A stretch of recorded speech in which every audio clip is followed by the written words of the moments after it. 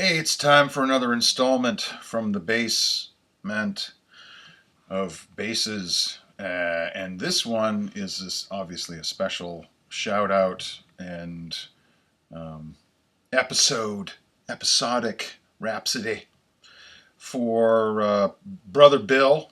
And specifically, interestingly enough, all these videos I've done, all this stuff I've talked about, I've never talked about and featured Slabosaurus Rex in my ramblings, which is really an oversight and a massive one because this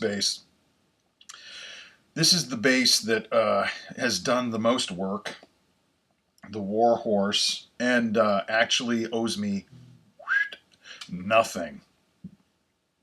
$0 spent net on this bass. So the bass that costs nothing that's done the most work. That's a really important instrument. Why have I not talked about it before? I don't know, but here we go. So buckle up. Hopefully you've got some coffee or something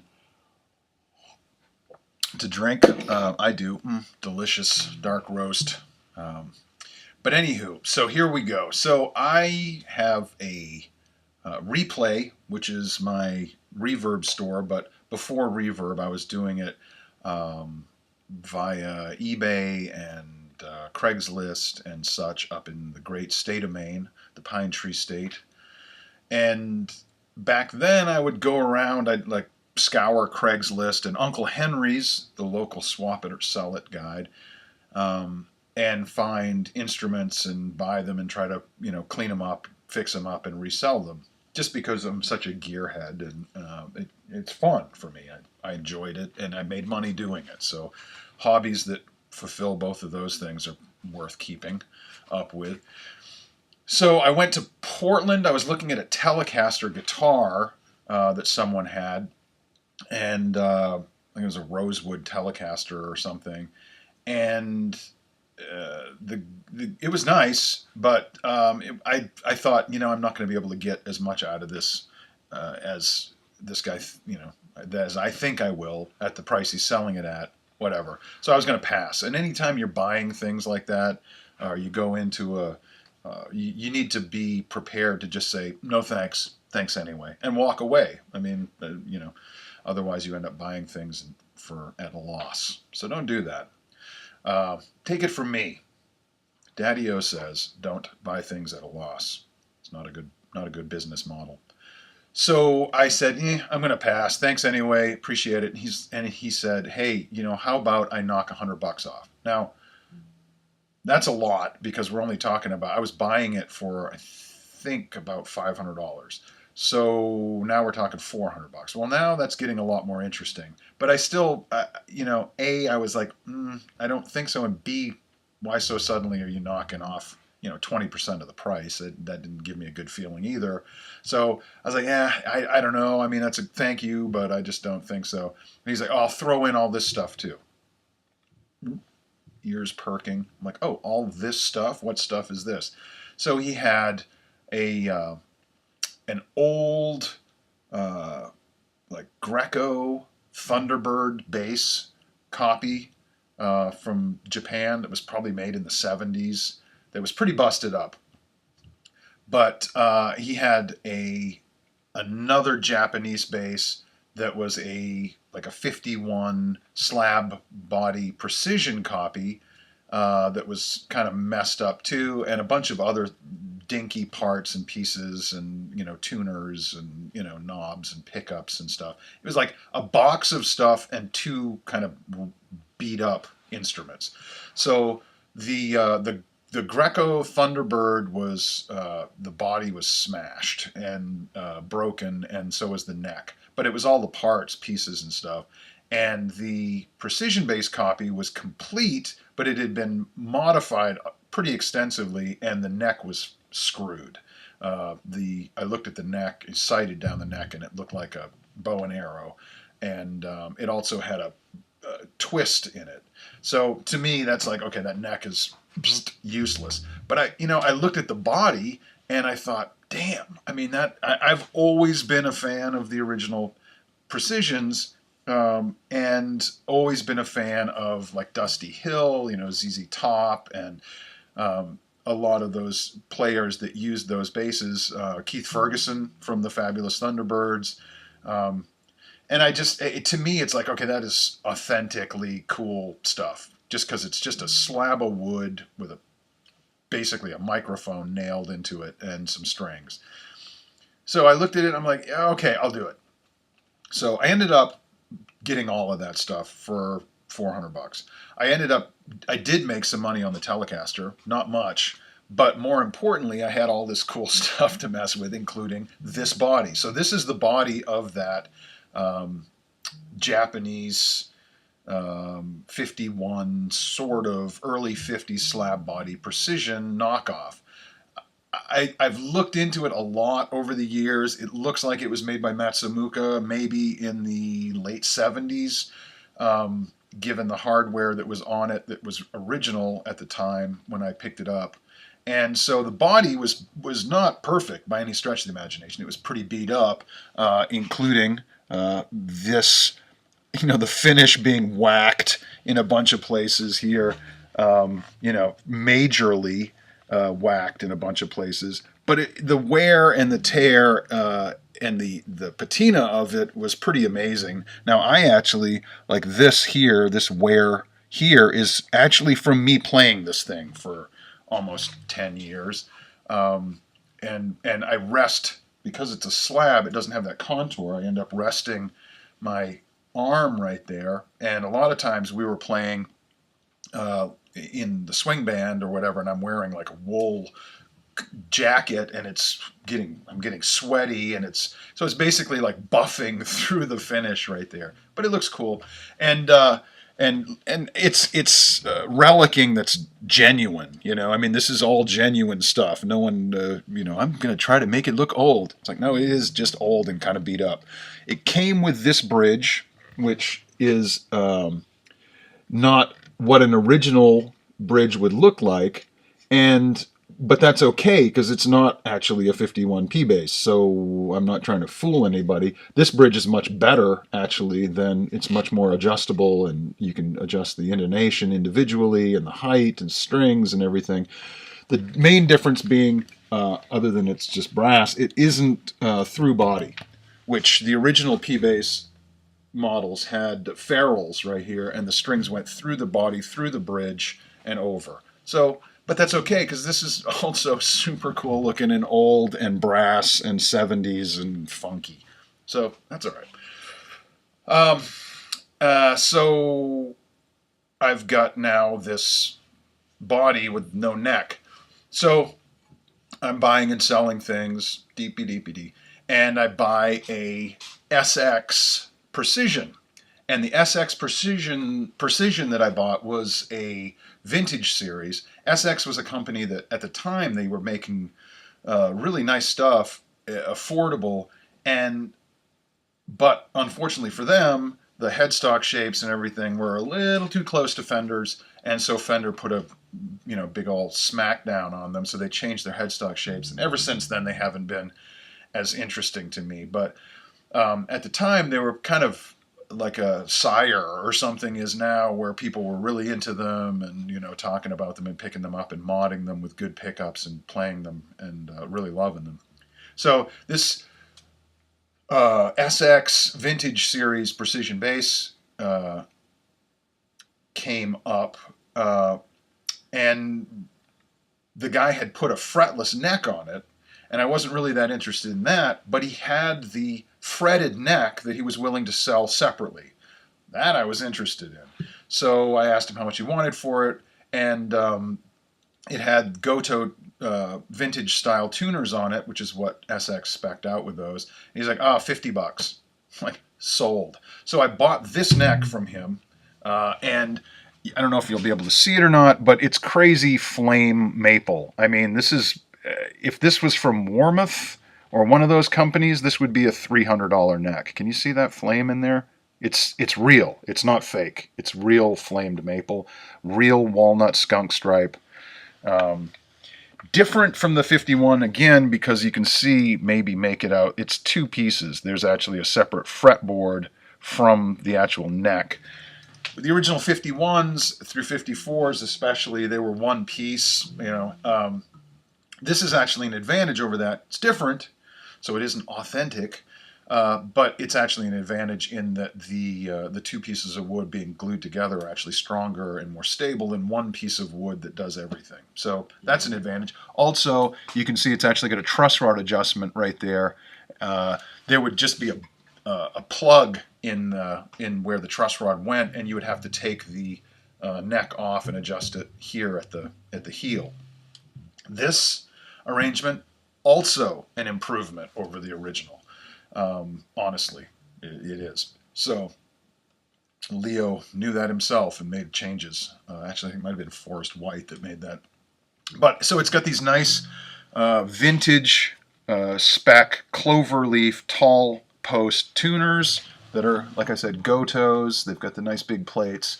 They don't have the rivet, which would be in here, like the originals did. But again, that's fine with me. It doesn't make any difference because I'm not trying to make it, at that point. They for $50, a neck this nice with nice tuners, yeah, sold. Shut up and take my money.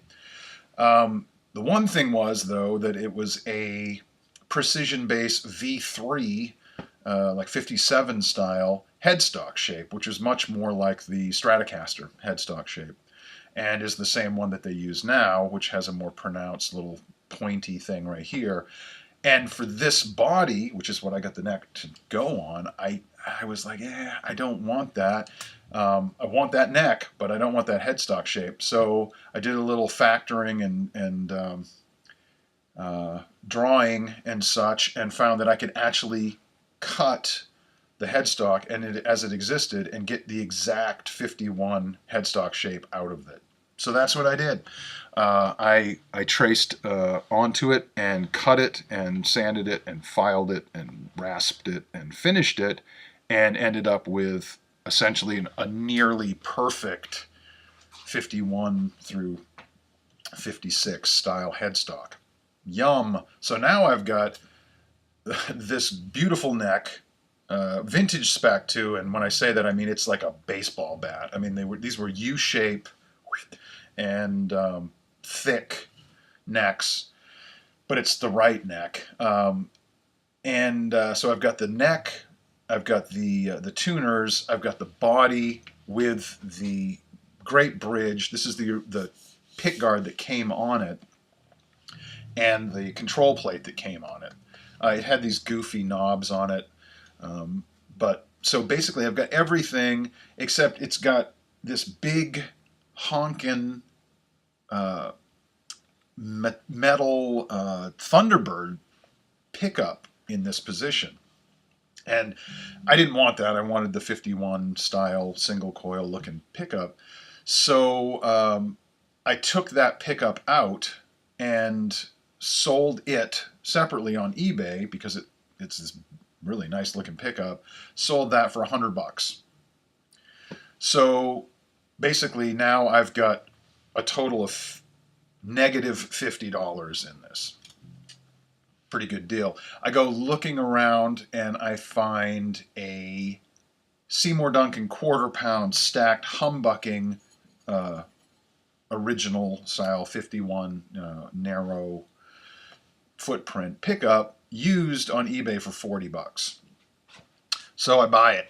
So unfortunately, as good as it, when I put it all together, it sounds amazing, but it looks like ass because the person literally chiseled this out. It looked like with a hand chisel and a hammer, and to put that Thunderbird humbucker in here. So I'm like, well, I'm not going to try to fill it and repaint it. That would ruin the whole thing as far as the look of this funk. So I thought, well, you know what? I have this cover. I've got this Precision Bass 51 reissue pickup cover that I got from Northern Kingdom back in the day. I ordered one for another bass, and the wrong one came in, and I waited and waited and waited. By the time the pickup cover actually came in, Harvey just said, just take it. Sorry for the delay. So that cost me nothing. So basically, this at this point, I've got negative $10 in this thing. I've got positive $10, I should say. I made $10 off of this. It owes me nothing. And I ended up putting on and making a tug bar, which is what this thing is right here, out of ebony. I made that and shaped it and put it on myself. It's got 2 screws. Again, the original, if it was a 51, would have 1 screw in the middle, but the problem with that is that they spin. They're constantly like spinning, and they can actually spin up and hit the strings. So even though this isn't authentic to a 51 through 54 bass, the slab body, it's better because it has 2 screws. The only reason it didn't have 2 screws to start with was production cost. So this is an improvement. So now I've got this whole thing together. I've got this bridge cover, but it is shiny as hell. So I decided to try to like beat it up a little bit and make it look more in keeping with the rest of the bass. And God knows what, I actually succeeded. So this thing looks perfect on here, and it covers, what's really important is it covers the mess that the previous incarnations left behind. You can't really see any of that bunk. And on top of all of that, I basically have a free bass that I've had many people at gigs, and I've played this so many gigs. I've played this on so many gigs and made a not a ton, but I've made a lot of money playing this bass. And so it ends up being, after all these basses that I have had in my life, closing in on 80. I'm not a collector, which is why you don't see 80 cases back here behind me here in the basement. But out of all of those basses, this is the one that cost the least by far, because it was essentially not only free, but I actually made money on getting it. So not only was it cost the least, but I made the most money with it. I mean, this thing is like the superhero of basses, which is the king of basses, which is why I call it Slabosaurus Rex, because it also sounds amazing with that humbucking Seymour Duncan quarter pound in there. You can also dial it back and get a pretty authentic sounding kind of thinner single coil, but the nice thing is, I'm down here with fluorescent lighting and everything, and there's nothing. You can hear the wind blowing outside, and it's on. So that you would not get with a single coil at all. So I absolutely love this thing. I've got these are DR tapes that are on it right now, which are the black tape wound, flat wound strings. Old school tone, and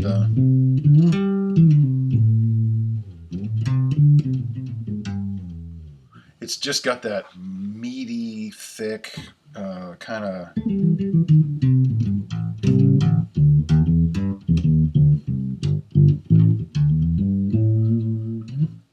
It sounds amazing in here. Now, I don't know if it's going to translate or not. You'll probably hear more of my fingernail clicking against the strings because the pickup, the mic in the computer is going to pick that up. But it really has that,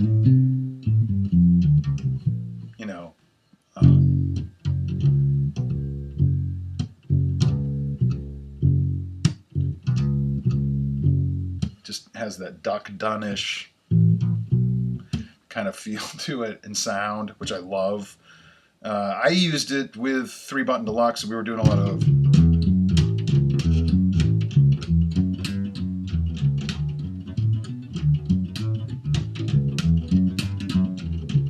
kind of almost a slappy kind of upright emulation. Perfect for that. Great for playing jazz too, because if we were doing something soft, woody tone. Yeah, I love it. And it's something that the only time that this hasn't been with me was when I went to Brazil and thought I wasn't returning permanently. Didn't really see myself playing that kind of music there, and so I basically its foster parent, brother Bill, had this for a bit, but yeah, Slabosaurus Rex. I had a 51 precision reissue that I bought back in like 2001, something like that, 2002, 2001 or 2002. I bought it, and it was one of the crafted in Japan Fender 51 reissues. It was great, but it also really, honestly, wasn't authentic to the 51, even though it was a reissue. It was more of an interpretation of it. I didn't like the finish color. It was really kind of butterscotch, blondie, kind of, it was orange almost looking, and a few other things that weren't quite right or quite original to, like the tuners didn't have the posts and such, and it didn't have a single. Actually, it didn't come with the covers at all, but it was drilled. The pick guard was drilled for 2, so it wouldn't have been correct anyway. I don't know. I don't know why they did that, but regardless, I had that, and I played that quite a bit. I sold it, and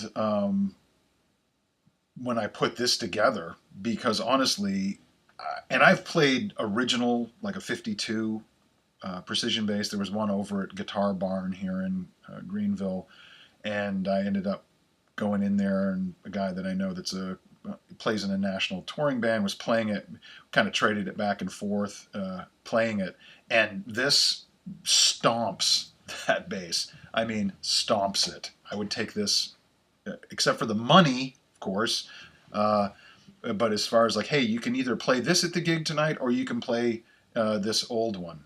I would be like, I'll take Rex, thank you, because it's that much better.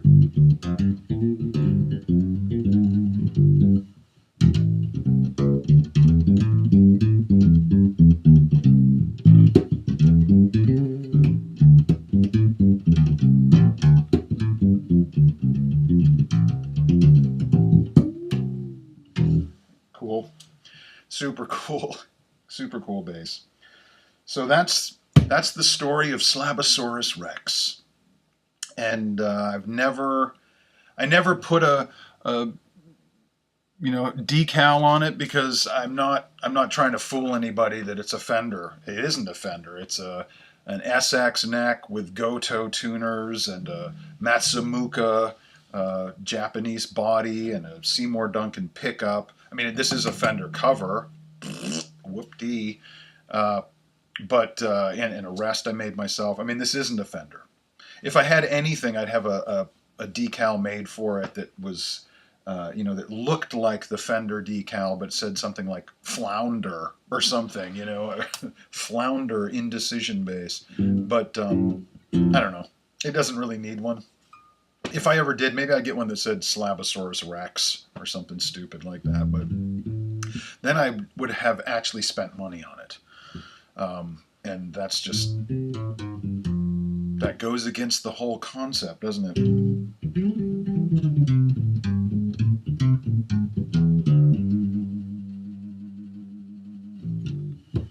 Yes, Slabosaurus Rex, enjoyed still to this day, and hopefully if I get this Daddio and the DeVille's ball game off and running, I'll be playing this again very soon. So, hope you enjoyed it, and this episode from the basement, specifically of Slabosaurus Rex. It's a long one, super ramble, not a lot of playing because whatever, but it definitely explains how the least expensive bass that I owned and have ever owned has made me the most money. So